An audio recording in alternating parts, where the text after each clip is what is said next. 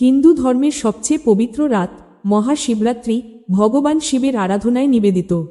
এই দিনে ভক্তরা উপবাস রেখে শিবলিঙ্গে গঙ্গাজল, দুধ, মধু ও বেলপাতা অর্পণ করেন, সারারাত জাগরণ করে স্তোত্র ও সংকীর্তনে মগ্ন হন।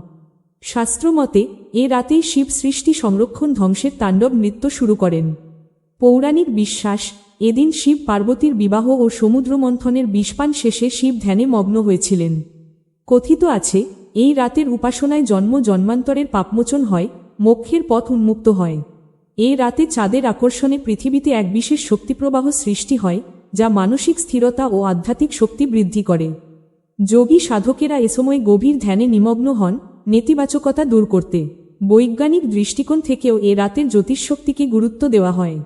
ভারত, নেপাল, বাংলাদেশে বারাণসী, কেদারনাথ, তিরুবন্নামালাইয়ের মন্দিরগুলোতে লক্ষাধিক ভক্তের সমাগম হয়।